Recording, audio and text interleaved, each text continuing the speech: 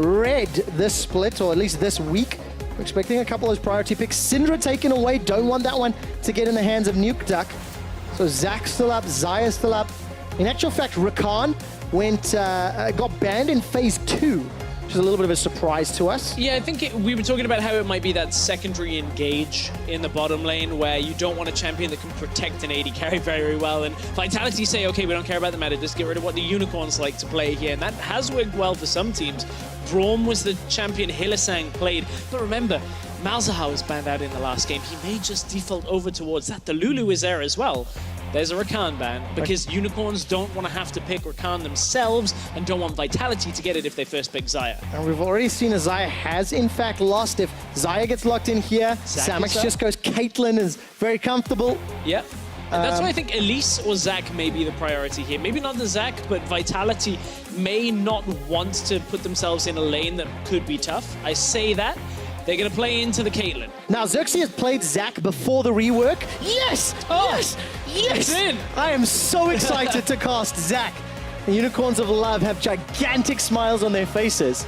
And yes, just to go back to that, Xerxes has already played it twice this year. He won one game, he lost one game. It's even better than when he did it last time. I think Unicorns now will last pick Caitlyn in this rotation or it'll be banned away, but Vitality now need to put pressure on, pick at least one solo lane here with something very, very solid that can actually compete. You compare a lot of supports with Xayah, but if you don't force Unicorns into a tough situation on their solo laners, they will take full control of this draft. And Vitality pick up Graves, who can farm alongside Zac, but has a completely different presence in teamfight. We'll get into it during the game, but Zac has insane potential in teamfights. Yeah, to go back to that Graves pick very briefly, 5 games played for Joko. Only got himself 1 win on the champion. Of course, the team did place 4th in the spring split, so a number of reasons for that. Tahm Kench and Caitlyn, the last 2. Tahm was also a champion that got banned out in phase 2, but it was by Vitality last time around. They've secured it for the bottom lane. I feel like they missed a trick here, although it's not a champion that Cabo necessarily plays. Galio would have been a pick instead of the Tahm Kench to force the Unicorns of Love to give something up in favor of picking this Caitlyn, because with Shen already banned, there's only a couple of matchups that could do well into it. I would expect it to be banned out by Vitality here, because Chachi surely is going to pick Galio if available, and then they counter pick mid lane. There's a lot of options still there. Yeah, I mean, with the Fiora banned away, that's one of the champions that has been run into it a number of times. There goes Rumble. Rumble's taken out top lane. They're very, very heavy focus. Solo laners are still up and available for both teams, and we need to see what they prioritize. Jarvan taken away. So Gragas Galio is likely to be our top lane at this point. Looking at what is left available, I would anticipate the Galio is the way better pick. Like Galio, Zac, with a Caitlyn, this is near unkillable if this composition even remotely gets ahead. What does Cabo want to run into Galio now? You mentioned the Gragas. We know he has played carries in the past. Admittedly, a lot of them are banned out that are good into Galio. There's a few seconds left to decide. Nuke Duck's gone Orianna. There's not many matchups left that are available outside of carries. We've heard whispers of Yasuo in the top lane, but specifically into Galio, I'm not too sure. Bit of a teasing on Nuke Duck there. I was expecting the Gragas to be the pick we were talking about. It's kind of a neutral lane where Gragas will always have presence when it comes to starting fights, but Galio sure as hell will make his presence known at ending fights, as he's unkillable in the grand entrance just kind of crashes to the ground. Now, Stress, with the last lock-in of LeBlanc, I am reminded of probably my second favorite team from the mid-season invitational. Okay. The Gigabyte Marines. Okay. And the reason I love them, the Zac LeBlanc engage. Get the Mimic down from the ultimate, send her forward, and let Galio jump onto a backline. Yes! Yeah. Galio jumping onto the LeBlanc clone. Let's see if the Unicorns can pull it off. If there's a team that can, it's going to be them. But you've got a Zac that can do exactly the same thing as well. So there is so much potential for the Unicorns who love to get fights started. Vitality maybe with a little bit more of a consistent lineup from what we've seen in patches gone by. The Gragas should do fine. Orianna will basically always do okay. It's up to Steelback now on this side to maybe do a little bit more to get Nuke Duck later on into the game. Right, Sheepy just forgetting his Death Note or his notebook on stage. as he grabs that one to run off. The team comps are on your screens. I see gigantic team fights when I look at both of these team compositions. And I see 80 carries that want to be protected. The biggest flavor difference gonna be in those mid laners where Exile's gonna be looking to flank, and I feel Nukeduck's gonna be looking to stay central with the team. Big difference from what Vitality were looking to do last game. If they have the same impact in the early game, maybe that's the platform that they can build to take down the Unicorns here in game 2. Oh, let's see if they can. Vitality need a win here to force the decider. We're loading up onto the Rift with Zach in the jungle for your spring split rookie. Nukeduck and Exile going toe-to-toe. Orianna versus LeBlanc. Ladies and gentlemen, let's get on the Rift for game 2. Good save. So, Zach, why is Zach so strong? Well, Zach can still do everything he used to do, annoyingly entering mid lane through all these weird different paths that no other jungler can, but he now has better clear, he has a better teamfight presence in his ult. You see, he just spreads out a little bit like a trampoline and just pulls everybody wherever you want them to go. So this guy is a team-fighting machine. Oh, Cabo. Oh, Cabo. Oh, you've walked right into the trap. This is terrifying. Cabo's going to place the ward down. The support is out. He's already flashed. Exile started E, though. That is important to note. Cabo's going to make his way through the jungle, taking Unicorns on a bit of a walk. Okay, so no summoner spell in the top lane. And Exile started with those chains. Not terrible on LeBlanc. We've seen that a couple times.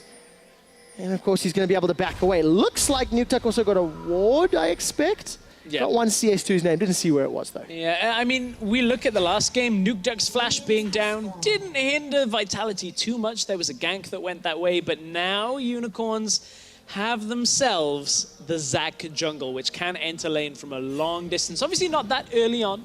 You require a lot of levels in the Elastic Slingshot to have the big impact, the jumps that come from 2 screens away, but still have that impact of getting into lane early. Oh, all of a sudden, Vitality, they fancy their shells a shot. Body slam onto Vizicachi. Both top laners missing flash. Vizicachi not going to get those winds of war down to help out Xerxes in the jungle, and Joko playing very, very forward. Yeah, importantly, while Zach is good at clearing Raptors on his own in solo queue, it's still possible to do it in competitive, but if you get a little bit of help from the likes of a Galio, it speeds up your clear astronomically. However, Chachi now has to sacrifice some of his laning presence. Didn't opt to recall and TP, but just goes back into lane, uses 1 health potion, and sits in the top side. All right, Hillisang playing into Steelback. The wave is pushing up Steelback, and Vander not going to get the advantageous position, likely going to miss out on level 2 here in the race, and instantly backing away the moment Hillian Samex through it. That's a flash for Flash! Hillisang sending a message. Hillisang has been a Thresh player for a very long time, and I'm excited to see him back on this champion. You can see what Unicorns were doing there. Zoning away the Xayah because her auto attacks cut through the minion wave and actually push very effectively. And it's difficult to race the Xayah to level 2 if you don't zone her away. So Unicorns very aggressive in the bottom lane, pushing back, steal back, and making sure they could secure themselves level 2 and the flash from the AD carry. Yeah, very nicely done indeed. On your mini-map, you can see that Joko's making his way up into the top lane. He was involved in that first blood in game number 1 of the series. Looking to do this again, going underneath the tower, body slam, end of the line. Graphics team, I love you. Team first blood participation for Joko. That is now 20 out of 21.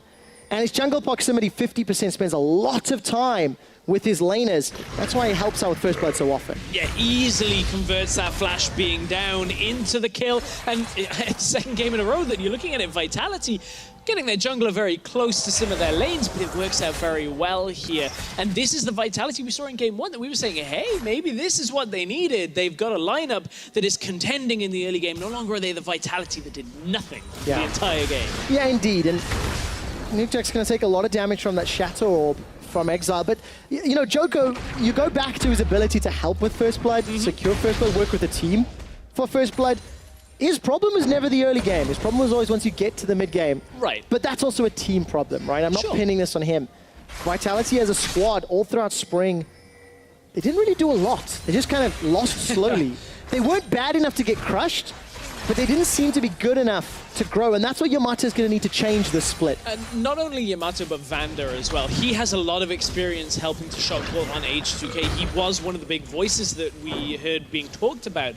But we had the question ourselves of, can you teach older players with perhaps bad habits on where to be on the map? Can you actually improve that from a coaching stance? And so far in the early game for Vitality, it seems to be working out, but they ran into a wall quite quickly in game one when Unicorns actually had an answer to that push. And it was a couple of key mistakes between Vander and Steelback. Admittedly, some of them communication, some of them mechanical and positioning. Regardless, Unicorns of Love once again. They give up first blood to Vitality. Steelback gonna chase forward. It's a lot of damage down with that deadly plumage and those double daggers. But that's why I like Caitlyn into Xayah. There's almost no kill pressure, but kill pressure mid lane there is for now, as Joko and Nukeduck looking for Exile. Yeah, Exile's gonna use the distortion to safety, luckily for him. Wait to clear out that wave under the tower, and Death Sentence, that connects onto Vander. Vander's the man with the flash, remember, and it's the Tahm Kench. So you kind of have to focus him, force that gray health down. Yeah, you can see just how far Unicorns are sitting back. Samux just lays out an auto attack once or twice, never really being touched until the jungler comes bot lane. Wow, very good positioning from Hilly. Connects with a Death Sentence as well. There's a teleport coming down from Chachi. Exile follows the Death Sentence, manages to get the flay. Exile instantly exhausted and goes backwards. Vander uses the gray health and stays alive a few seconds longer. And he manages to walk away, but Unicorns with a 4-man stack, they've got the tower in sight. Utilizing that TP from mid lane, we all thought it was Chachi for a moment, but then you realize it's a LeBlanc, and instantly the response comes from the exhaust. No exhaust this time. Oh, Exile's got so much damage. Shatter Orb gets the kill. Unicorns on the board. Unicorns maintain the presence with 4 people in the bot lane. It wasn't necessarily the Zac getting into the lane. It was utilizing just the sheer numbers advantage for the Unicorns to push that down. Vitality thought perhaps they could at least clear the wave behind the tower. Hook lands on Steelback, no flash, remember. He gets pulled backwards onto a trap. Vander in the right spot at the right time, forced to pop that E. Now Samux running for his life. Nukeduck's got Shockwave, Flash, Cleanse, everything available. Nukeduck needs to nuke Hilly, sends out the Shockwave. It's flashed, and Unicorns survive. Really tricky timing from the Unicorns. Hylissang's flash was available 1 second before that play actually came through. They were trying to buy as much additional space as they could on the Thresh Lantern. So Hylissang flashes, Lantern comes through, Samux gets out alive, dodges the gauntlet of the Shockwave, which was a nice attempt out of Nukeduck. That could very well have spelled the end of the Unicorn's AD carry. But now Nukeduck back in lane, has to face off against Exile. Look at this! Exile's looking for the solo. He's may be able to get it. Flash Cleanse from Nukeduck. Summoner spells down after Nukeduck did so much work in the bottom lane. Exile is the guy we started talking about in the previous game, just showing up once more. Yeah, I mean, this guy, everybody has put him behind Perkz and Febiven. At this point, in my eyes, second best mid laner is not too far out of reach for the title for him. Xerxes now trading. Oh, smashing to the blue buff. Does indeed. Stretching strike onto Joko. You see the new rework catching the blue Sentinel as well. Slamming the Sentinel into Joko. We've not seen Zac at all, despite me literally jumping for joy when he got locked in. But we will see more of him. Let's Bounce is available. Elastic Slingshot, that E starting to scale up. Look at it being charged. Remember, it's one of my favorite spell names. I like to yell. Stretching strike, minion, Death Sentence. Hilly sends his regards. Unicorns able to utilize the Zac. Doesn't even matter that Zac landed in amongst the minions and didn't catch a champion. Just drags them together. Hulk Hogan style, smashes the heads and gets the first kill on that one. Nukeduck down in the mid lane on Orianna. Now his blue buff's in trouble. We're still a minute before Rift Herald. This would be the opening where they could go over towards Rift Herald and look to crack that tower behind the Orianna. Joko tried to steal the collateral, with collateral damage. Unable to do so. And Unicorns, they've just got themselves a bunch of kills. It's still a fairly close game, gold-wise. Stress, before we carry on talking about the game, quick reminder to everybody watching, the new Saturday and Sunday showtimes for LCS is 5 p.m. Central European Summertime. It is no longer 4 p.m. like it was in the spring split. So tomorrow, you can check out H2K Fnatic, NIP, and Mysterious Monkeys all taking to the Rift. Some new teams taking to the Rift tomorrow, and some new champions in this game that I want to talk about. Steelback on this Xayah. The first of our AD carries taking Xayah to actually max E, which is quote-unquote the more conventional way that people are doing in solo queue. Now, what maxing E does, or at least putting a few extra points, reduces the cooldown of your ability to stun champions in skirmishes, and it gets down to 8 seconds at the highest rank before cooldown reduction. So if you can get a couple of stuns in team fights, you can catch people where they're really not expecting those feathers to be, and that's why Steelback is perhaps looking for this. We'll watch out for that as the first few fights of the game actually involve Xayah. Yeah, and of course Steelback gonna be under a lot of pressure. Yeah, lots. Zach, Galio, LeBlanc. He's gonna wish he had a lot of stuns. Oh yes, a champion with no innate escapes or mobility spells. Yes, that ultimate, the Feather Storm will, you know, at least delay the inevitable. But you land back down. Anywhere, Steelback needs to get devoured. Stepping forward, Sang throws down the Lantern. Samix takes a ride to farmland, unable to set anything else up, and Joko now coming around. Okay, we passed 10 minutes. It's still very close, very even tower damage. Pretty actual even for top and bottom lane, but it's in favor of UOL. They're shoving into Vitality over and over. Casting our mind back to one of the last points of engagement, though, was Vitality pushing in the bottom lane, and out comes the TP. Well, look at what is nearly available for Exile. A couple of seconds away, there are wards in that bush, so if Vitality stray too far forward, they actually are just putting a pink ward down to clear that ward out. So doing their due diligence to deny Exile's ability to get down there, but that could be another opening for the Unicorns. Yeah, it really can. There's a Chachi, if the fight breaks out anywhere in the jungle, going to be able to play forward. Sang connects with the death sentence. Pulls Vander all the way backwards, and this looks just very, very easy. Ace in the hole going to get body blocked by Steelback as he's like, I got you, bro. Xerxes farming up a storm. Looking at the minimap, by the way, Chachi and Xerxes were setting up to flank Steelback. Remember, his flash was lost earlier in the 1v1. That would have been a very, very easy kill if it had landed. As Xerxes building, obviously, towards the tank items on Zac, a lot of the tank items now that were introduced just have a lot of synergy. Gargoyle Stoneplate on this guy is ridiculous. You can end up having like 5-6k health. TP just came through from Cabochard. Exile caught him with the first chain. It looked like he was trying to set up something onto Samix and Hilly. Cabo's going to be a little disappointed with how that worked out. Gets the little bonk onto Exile's head, and Exile easily able to use that plant to escape. Disappointing set of TP advantage usage for Vitality. They had the TP up when Chachi didn't have his and couldn't get anything to work for them. They are going to push onto the bottom tower. They don't quite get Xerxes as he was recalling out. So close. Xerxes could have at least bought a little bit of time with his ultimate ability.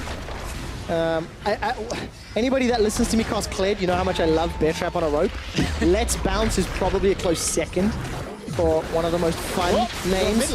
Exile gets chunked down by Nukeduck. Vander's going to deliver Nukeduck to help out defend this lane. But yeah, 12.5 minutes in. Tower First Blood was picked up by UOL, was at least onset by Vitality, and it's just Unicorns with a small advantage at the moment. Here's Zac from, here we go, where's the Let's Bounce? Stretching strike connects 1 and 2. Vander goes backwards, delivered by the Let's Bounce. Samix takes a shockwave to the face, but there's not enough damage yet. Ace in the hole, channels blocked. All of a sudden, Vander, he's eating everybody's ace in the hole. Cabochard unable to kill Exile. But Exile losing the 1v1, we didn't quite see how that played out. Yeah, two not quite successful engages. One from the Unicorns in mid lane. They bounce onto Vander. Couldn't quite get the kill, who's kind of tanky already, but it's still quite early on. Interesting to see the Unicorns actually looking for these set plays where they're coming in from the two angles with the Zac, with the Thresh. I want to see more of this from them. But Cabochard having a much better game here on the Gragas than the Kled we saw in game number 1. Yes, Vizichachi, his Galio is still scaling up. He's got Abyssal Scepter as his first item. Obviously changed recently, but I also want to bring our attention to the AD carries again. Samix, of course, using those ace in the holes, unable to find his target. But Samix took off after 15 minutes in the previous game. He was protected, the team comp was built around him. Steelback, unfortunately, didn't get a lot of chance as the game fell apart around him, but you can see they're at 15 CS, pretty close. just the damage per minute as the game rolls out. And they were utilized in two different ways. Sealback was out on the side lane, gathering a lot of farm, whereas Samux was pushing mid, trying to deny a lot of that presence from the Rift Herald. But this time, it's Samux in mid once again, whereas Sealback again side lane. So it is similar to game number one as Unicorns want to push him for mid tower. They are indeed. There's no support yet. Joker's going to come in from behind. Teleport's not available for Cabo. Hilly's going to take an auto to the face. Xerxes Or this is two if they go on this. decides not to pull the trigger yet. Let's Bounce just about to become available. One thing I want to talk about as we head towards a fight, I don't think I'm going to have time, it's just that Essence Reaver, when built, will have better late game damage than the Blade build that we've seen. But they're against the Caitlyn, here comes the fight. Charge it up! He looks for the stretching strike, but misses! That's a gobbledygook as Vanda runs with Nuke Duck in his belly, spits him out to safety, and the big fight's yet to break out Stress. Which of his abilities is a gobbledygook? Just for clarity's sense, I'm just trying to check. You see, I went with Goop because there was a Zac in the middle as well. See, that's what confused me for a second there. I'm just looking for clarity. Okay, I'll clean it up. I'll clean it up, all right? Devour into Nuke Duck saved his life. I'm so sad that stretching strike missed. Unicorn still waiting for that explosive fight as they maintain the small lead. But the game is not out of Vitality's hands yet. We didn't see the same sort of miscommunications in plays. Look at the mini-map. That's a flash body slam. Samux running away. Lantern from Hilly's in a good spot. Xerxes catches Cabo and escapes. Okay, praise on Xerxes. Blocks the body slam flash, then realizes you can't crowd control me while I channel Let's Bounce, so I'm getting away from this. Samux is safe. That was pretty nicely done out from Xerxes. Reworked Zac is officially the goofiest looking champion on the Rift. You saw he has overtaken Ivern. No, because you see, Pugmore's just a bit silly. He's not goofy or cute or weird. Looking at like Zac's Q and Zac's R, it's just so weird. The voice is great though. When he gets really tiny and he runs like this. Have you ever played against a Zac that you just can't kill, but he's running around laughing at you forever? I have, many times. It's lost me a lot of LP stress. No, I think that was because you were trying to learn Xayah for a while. Yeah, it didn't go well. You needed to find Rakan. That was the problem. Couldn't find my Rakan in solo queue. I know it is. I tried to go for it, didn't work out. But the Unicorns of Vitality, the problem is, every time a fight breaks out, there's enough disengage in like life-saving tools between, you know, Vanda's Devour, come on, Protect from Nuke Duck, Xerxes on his Zac, despite having a 50 CS advantage over at Joko. I need to have a look at exactly how much gold that equates to. But as it stands, just doing a good job of being with his team, and I think Unicorn's pretty happy to continue scaling Stress. It's an underwhelming 200 gold between the two. It looks impressive, as you said. But Joko's been doing a decent job himself.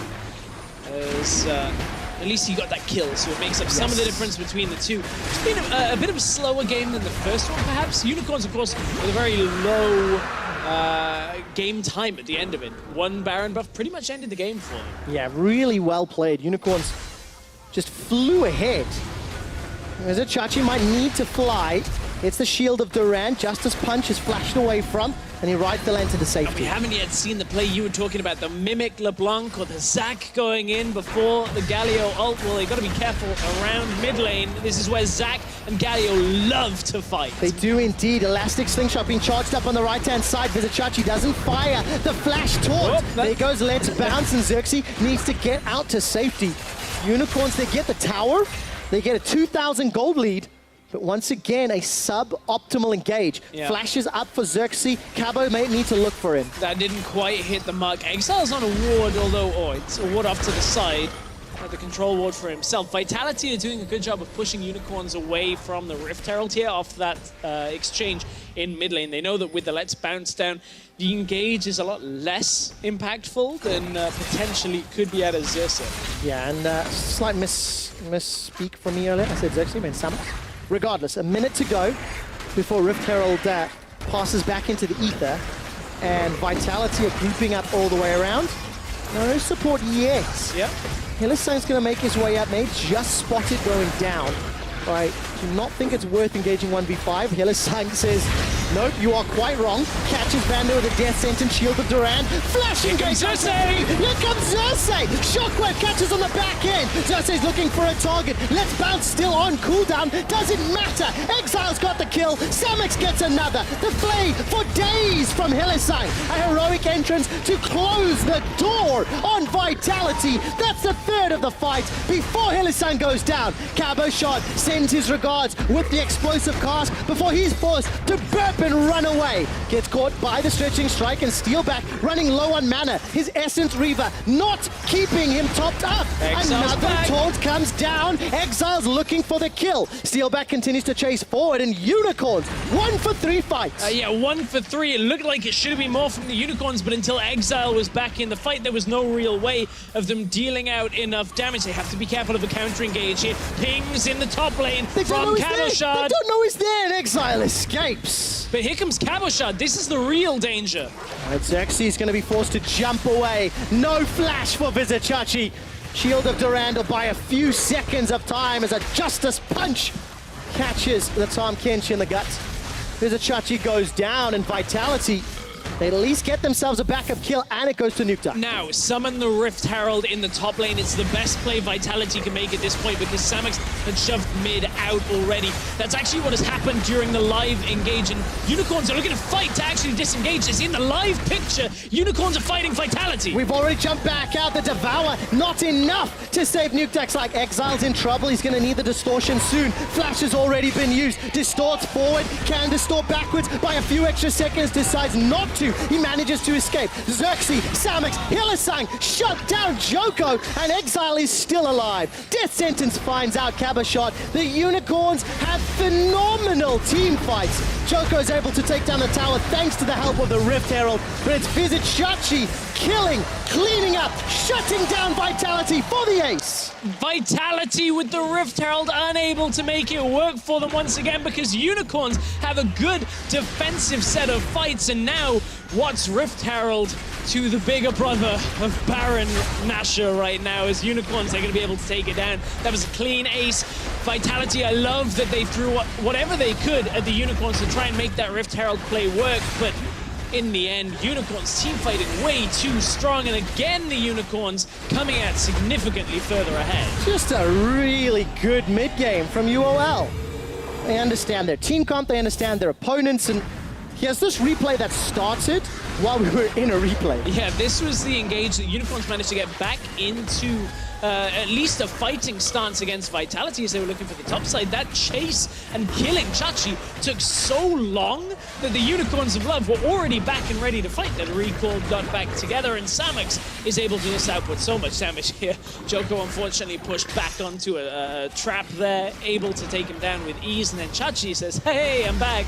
I TP'd in, I'm Galio, I'm unkillable. This is why you shouldn't have let me have him in the draft. You banned the Shen, didn't matter. Easy team fighting tank. Chachi making it look so good. Yeah, the whole team just stepping up. 21.5 minute Baron buff. Unicorns have a 6,000 gold lead. And Steelback's Xayah just hasn't had a chance to scale. Only on a Zeal and Essence Reaver. Samix, on the other hand, about to finish his second Zeal to go along with the Hurricane and then Infinity Edge. And just, there's no threat. Samix is so safe in all of these fights. And honestly, I feel like this is a position Vitality shouldn't have put themselves in. They should have taken the Galio, in my opinion, in the draft where they took Tom Kench. It would have forced Chachi to give up a good matchup in favor of getting this Caitlyn in the bottom lane. And Vitality pick up the Tom Kench, they allow the Galio through, and suddenly they're saying, oh, how do we kill Chachi? He's too much of a front line. Oh, Exile and Samix, they've killed us because they have so much room. Not anymore. Exile's dead. All right, we didn't quite see how that one set up. I don't know if Exile was trying to go for a play. I don't know. Regardless, Unicorns get the tower, and Steelback gets a kill onto Exile. Xerxes waddles himself away. Abyssal Voyage is going to at least deliver Cabochard. Samix, no flash available. Going to rely on that 90 caliber net. Even cheekily Gets himself an auto attack or stretching strike onto it. Now Kiss is what he yells. Xerxes waiting to wind up on the let's bounce. Vander forced to run for his life. Hilly comes over the wall with the flash. Where's the death sentence? Let's bounce! Let's bounce, baby! Samax gets another onto Nuke Duck. Taunt up in the back end, and Vizichachi's not done yet. Xerxes sent packing by the explosive cask, and Unicorns do another. And Exile's coming back again. TP into the exchange means that he's looking for the kill that started this entire thing off. Unicorns can just push the bottom tower through now, and then it's going to be the inhibitor. Again, this is the same thing as game number 1, where Vitality looked to have some sense of fight in the early game, and maybe against a different team, they'd be able to carry the lead through. But Unicorns' team fighting is immaculate today, and this has looked so good. Indeed. Mirror games with Vitality doing a great job early on, but just this. 1, 2, now Kiss, and then Unicorns finished up. The elastic slingshots here out of Xerxes. Gets one here, is able to at least get one target and zone back Joko. Gets the let's bounce through. Okay, that looks okay. He's used his full combo, surely. Oh no! There's another elastic slingshot that's available. This is one of the reasons why Zach is so strong, is his impact in team fights is so difficult to shut out in the early game, that without putting more pressure on him than Vitality did at the beginning of this game, it's almost impossible to take full control of the game. Yeah, I absolutely love the confidence that Unicorns are playing with. No fear, no regard, fully understanding all stages of the game. So much so that Vizichachi's got himself a Magi Soul Stealer on his top lane Galio, as if he wasn't obnoxious enough already. Also, going for a completely different build to everybody else. Everybody else has been going Abyssal, into more tank, you get yourself a Stone Plate in there. No, Iceborne Gauntlet wants to be able to duel down. Unicorns are going to look for 2 kills. Look at that, the Shockwave catches 2, but Exile gets the kill. Ace in the hole will shut down Cabochard, and Samax is dominating 6-0-4. Joko tries some collateral damage, but the collateral is his teammates. Yeah. Actually, am I reading that right? Is that 6 or 16? I need to double check how many stacks that is. I can't see on the font. I believe it's 6. It is 6. It is 6. Okay, he must have bought it recently. I didn't see when he actually picked it up. Oh, just Unicorns. Great play. Yeah, I mean, Vitality, this game looks out of reach for them at this point, because Unicorns of Love, they have team fought so cleanly with this composition that, again, is built for team fighting. And with the adjustments to tanks in the mid-season, so many of these picks actually benefit a team like the Unicorns, who are comfortable at fighting, comfortable at giving maybe early leads up, but coming back into the game when it suits them. And it's a very, very long summer split until Worlds, but if this is how the Unicorns are going to start it out, I'm excited to see how far they can go. Indeed. Xerxes was channeling up the elastic slingshot, decided not to jump in. Exile's going to get out of range of the barrel roll, because in the middle lane, Unicorns are going to knock over this third inhibitor. Vander just used his ult into the top lane and has to recoil out, because Vitality can't find any exchanges that can go their favor, and Unicorn's second inhib now is down. Third inhib, excuse me, the bot lane was already taken. Unicorns are going to look to close this with one more fight. Yeah, they are. Stretching strike catches on Cabochard. He tries to flash away, was pulled backwards. Shockwave catches down onto Exile, and he's shut down by the collateral damage. It's Samax that cleans up Nuke Duck on the back end. Now Vizichachi with those stacks on his Soul Stealer, looking at finishing up. There's 3 inhibitors down, and all for the style points now. Unicorns of Love already taking one of those Nexus turrets down. Let's see, Cabo, no ultimate to speak of. Zaya is doing the best to defend. Xerxes jumps in, let's bounce is available, goes flat, brings back Steel back, and Vander gets knocked up by the heroic entrance. Xerxes re-engages once more, gets yet another kill. Vander killed off by Hillisang. The super minions are pouring into the base stress, and Unicorns of Love, they're just looking fantastic to start open the summer split. It's not done yet. Another one for Vizichachi. 14 stacks on the Magi's, and Unicorns 2-0 Vitality.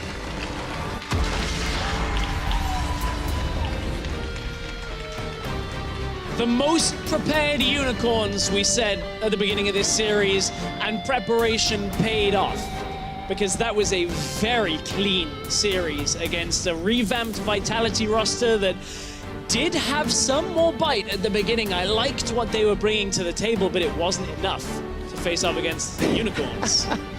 Just so you're aware, Ramar has stolen the head from the wall of our studio. It was hanging up in the coach's room, and he's liberated it for the cheer. I feel like we have to give less props when the Unicorns are around. They're bringing their own. They got hats. They got like Furby unicorn things. And I don't want to ham up the Vitality performance. They struggled in the mid game. Yeah. But their early game, their laning phase, their decision making was pretty good. It got them first blood, got them a couple of first objectives.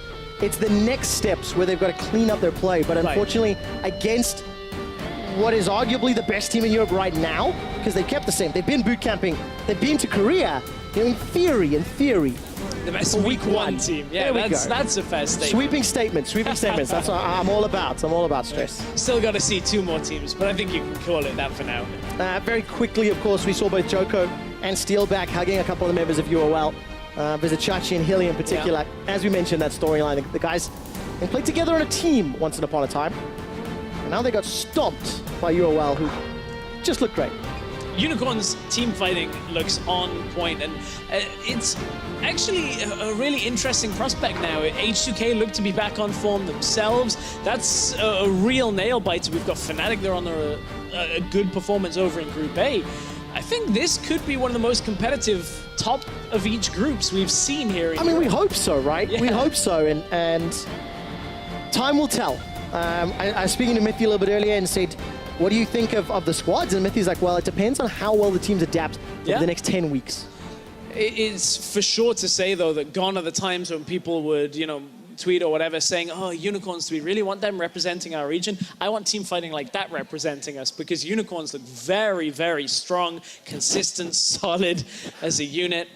That must be terrifying around the house. Oh, yes. If Romain is like trying to scare you into practice certain things. Yes, indeed. And well, no pressure on the Unicorns team now, as we've mentioned many times today. Let's see how well they can continue to perform throughout the course of the split. That does it for us here on the cast today. So we're going to head over to Shocks and the guys to take away the post-game lobby.